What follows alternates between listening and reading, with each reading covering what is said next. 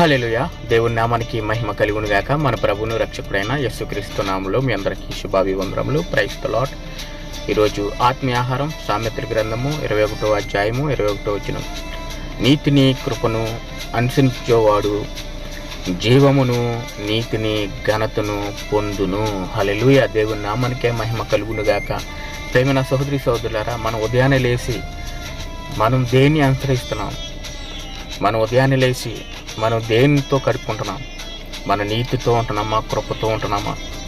కృప కలిగిన వాళ్ళతో మనం ఉంటున్నామా? కృపతో మనం జీవించే వాళ్ళతో మనం ఉంటున్నామా? నీతిని కలిగి జీవించే వాళ్ళతో మనం ఉంటున్నామా? ఈరోజు లేకపోతే అపహాసులతో మనం ఉంటున్నామా?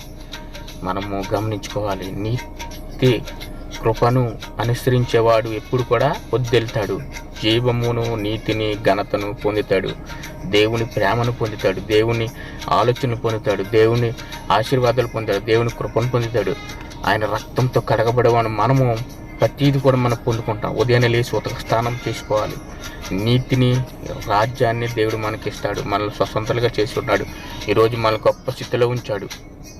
హల్లెలూయా. దేవుని నామానికి మహిమ కలుగును గాక. ఎప్పుడు కూడా మన నీతిని అనుసరిస్తే మనకు వచ్చే ఫలాలన్నీ కూడా మనకు వస్తాయి. హల్లెలూయా. ఈరోజు ఆత్మీయ ఆహారం మీ జీవితాల్లో వెలుగులింపుగా ప్రార్థన.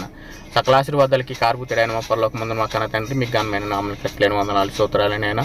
నిత్యుడగు తండ్రి, ఆలోచనకర్త, ఇంకా మారలేని మనుషులు జ్ఞాపనం చేసుకోమని, ఇంకా నేను నీతిని అనుసరించిన వాళ్ళని జ్ఞాపనం చేసుకోమని యేసయ్య నామములో తండ్రి. ఆమేన్.